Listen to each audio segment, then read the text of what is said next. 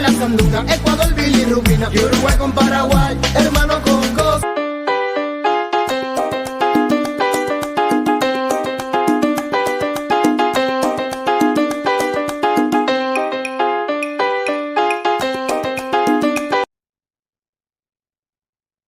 Hello, hello, my people of YouTube. What's going on? What's going on? ¿Qué lo que, mi gente? ¿Qué lo que hay? ¿Qué lo que hay? ¿Qué lo que está pasando? Bienvenidos a la lección con the only and the first one.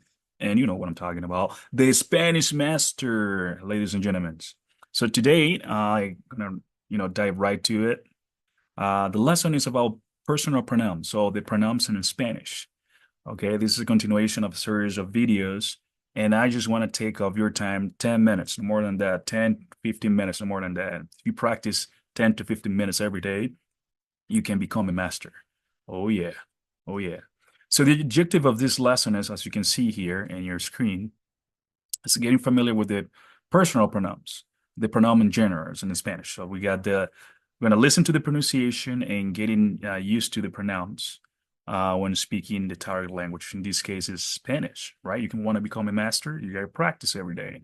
So a couple of questions here. So let's just go way down there to the bottom of the lesson. So I want to show you something because it's very important to understand those things. So here we have a couple of questions. Why it is important to use the correct personal pronoun, so subject pronouns in this case when speaking Spanish. And question number two, how do pronouns help in making a conversation, right? Creating a conversation in Spanish, in the Spanish language, and making to be like smooth and very respectful too as well.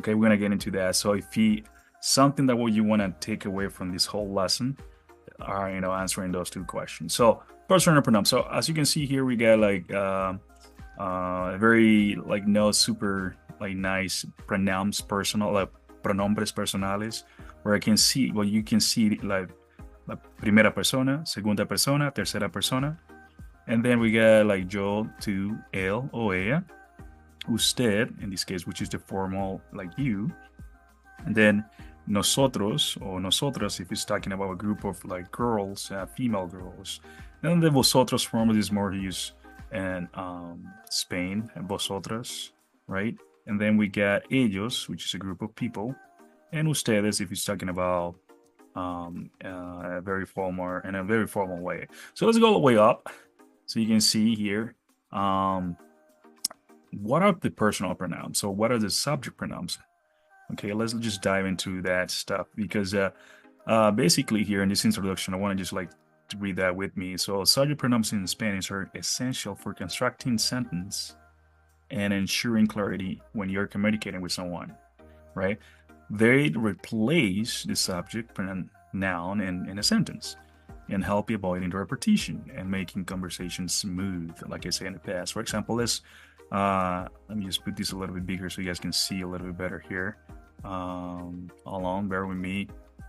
So there you go. So now you can see a little bit more. So the yo form, which is a singular, is I, the tú, you informal, él, ella, usted, he, she, and the you form. And then we got the we, which is masculine, and also female, which is the nosotros, nosotras, if it's a group of female, and the vosotros form, and vosotros, which is just you all, the informal way, is most used mainly in Spain. In Central America, South America, we don't use that as much. This is more like a Spain thing. And then we got the ellos, ellas, ustedes, which is they, masculine, and they, female, you all formal. Okay, so far. So repeat after me. Yo.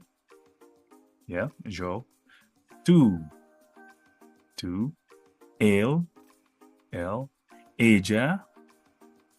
Ella. Usted. Usted. Nosotros. Nosotros. Nosotras. Nosotras. Vosotros. Vosotros. Vosotras. Vosotras. Ellos. Ellos. Ellas. Ellas. Ustedes. ustedes. And there you have it. Those are the subject pronouns in Spanish. Pretty easy stuff. Now let's get deep into more information here quick. So here we got a couple examples. Like when you're talking, obviously you use the personal pronouns, especially if you're referring to someone. In this case, the first sentence is I speak Spanish. Yo hablo español, right? Say it with me. Yo hablo español. And then we got second sentence, you eat apples. So, tú comes manzanas. Tú comes manzanas. Pretty easy stuff, right? Then if you're referring to the he, in this case, the third person, él estudia matemáticas. Él estudia matemáticas. So he studies mathematics. And then nosotros vivimos en Nueva York.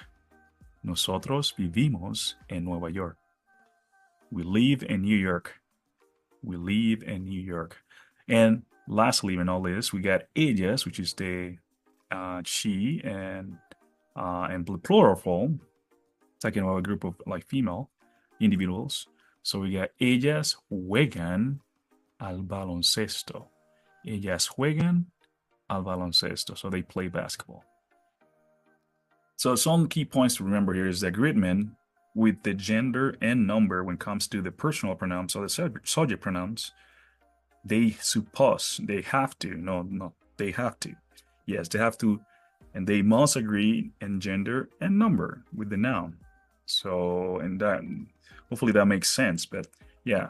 And the other point, number 2, is this formality. Spanish distinguishes between formal and informal. So if you're talking about you, which is the two, versus usted, which is the, the formal way, and the plural, which is the vosotros versus ustedes. And here we got more practice.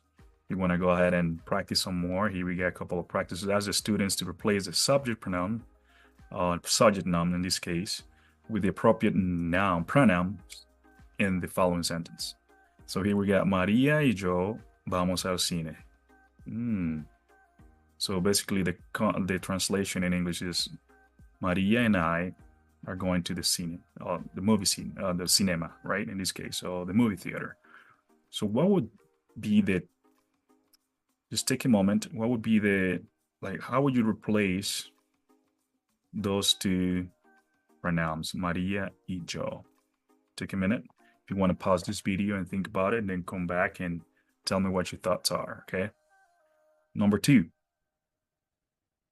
Los estudiantes estudian para el examen. Los estudiantes estudian para el examen. So the translation for this one is the students study for the exam. So now going back to number 1, all you have to do is you think about, okay, Maria and I. If you are a female, right, you consider yourself Maria, and you would include yourself with Maria. So you're talking about we, right, in English. So it will be nosotros. So we'll substitute this for the word nosotros. So you can say nosotros, right, and that should be the new word that you're gonna kind of change. Vamos, right, al cine, right, where Maria and I going to the movie theater, the cinema in this case. So los estudiantes, this whole thing, you're going to replace that because you're talking about a group of people, and you're going to refer to the students as in English as they. So therefore, you can kind of just go ahead and say ellos, right? Ellos estudian para el examen. Ellos estudian para el examen. It's a group of students. We don't know specifically for it's a female group, but we're going to go with ellos, since it's talking about los estudiantes, right? And we're gonna think that there are, well, obviously 100% masculine in this case, but and that's how we do things here. Like, little by little, you can just practice and trying to kind of put sentences together along with the vocabulary, and obviously there are some sentences that you might don't know the vocabulary there, but by just looking at the translation, you can have an idea about what's going on. Importance of the pronouns in Spanish here, pretty cool slide. So we get, it helps with clarity and avoid redundancy. Okay, and they make sentences less repetitive and more fluid. Same with number 2, it says showing respect and formality, and basically using the correct form of the yo form, or excuse me, of the you form versus usted. Know how to use those two, and that way you can kind of get the hang of the Spanish when you're talking to someone. For example, if you're talking to your friend, you can, say tú, and that's fine. But if you're talking to your boss, or I don't know, a clerical, like religious clerical, or like someone that you respect, you're gonna say always usted. Like I always refer to my parents, like to my mom, as an usted, because I respect my parents, for example, in this case, right? Um, it's just about relationships. If you get a relationship with that person, obviously you want to call that person tú, and knows that there is not actually wrong and right. It just depends that relationship that you have with that person, right? Why is it important to use the correct form of the person? Okay, so we talked a little bit about that. Hopefully you guys understand all of that. So, and yeah, I hope you guys love this video, and you can kind of learn from this. There's a lot of things online that you can go ahead and do to kind of enhance your knowledge and practice a little bit more. But at the end of the day, it's like those key points. Okay, think about those. The agreement with the gender and number when it comes to pronouns is important to remember that, and formality between the tú and ustedes. Okay, those are the 2 key points there. Okay. Now I want to show you a couple of things here. There are a couple of websites that you can kind of go out and get a lot of information for free. For example, here we got this library and Weebly. If you just type pronombres personales, you can find a lot of bunches of information there. And here is a source that I found from a person that Martinez, who teaches a 6th grade class. This is very useful information. You can go through that and you can see more definition. So this is free, basically free resource that you can kind of use kind of to get to know more about that. There is a bunch of information in the website, but as far as like the most useful stuff, I'm always gonna try to kind of be real with you guys. You don't need to like think about the possessive pronouns right now, because there are a bunch of like different things here. Okay, so like you don't want to get confused. You start with the most simple things first, and then you move from there. And here we got if you made a free account using your username and password, like your email, Google email, you can go to slideplayer.com. They have a bunch of information too as well. I took this one from this website, like I said, it's slideplayer.com, and you can have like 24 different slides where kind of explains that what it is, and it has some like fun like meme and things like that you can go from. For example, this one says, "What woman have? While you were hunting, I was gathering parts of the speech. Here, try it out." So this is supposed to be a joke, right? Because they don't speak, and because of it, the women, we guys start to talk a little bit more and start putting parts together, just like you. I don't know, like I think it's funny, if you translate that in Spanish, it's not going to make too much sense, but I think it's very, very funny. All right, so if you keep moving forward, so you can have like the difference between those and English and Spanish, and you can see like if you're a visual person that like to see things while you're learning, that can help you a lot. Like I'm a visual person learner. I have to see and then in that way they can kind of get to understand more. All right, good. So you can go ahead and you're gonna put that in the description so you guys can kind of go. You can kind of pause the video and kind of look this. This is the website there, so you can create your own thing. One more last thing that I want to talk to you is about is this source called Ligopie. Ligopie is a resource, subscription base. That helps with language learning though. It's pretty awesome. So this software is based upon it's a combination of watching TV or shows and movies combined with interacting language learning tools, right? If you go here, You just have to type in Google, right? And you can kind of find out more information about that. There are a bunch of deals going on now. For example, Independence Day is coming up soon, so they have deals going on. This is a pretty forward, pretty cheap resource. So like if you like to watch movies and stuff, for example, Netflix, right? You can kind of choose the language, in this case, Spanish, right? And then I'm going to demonstrate really quick here. So you got to kind of obviously put your username and password, get in, right? There's like learn with great TV. You know, it's like 1,000 hours of great TV shows, telenovelas, comedia, traveling, so on and so forth. You can watch and choose the language of your choice and then learn while you're watching. And what that does is basically, you can see here, so it's a language, learn language. So you pick up a show that you like. For example, here we got this show, right? Money Heist. So you can kind of pause the show in between and you can kind of click in the whatever, vocabulary you want to learn. And then you can see in different version of the speech. So we can see like the word, and then you translate that and see if it's Spanish to English, English to Spanish, and then you can listen to the pronunciation. It's a kind of fun way to.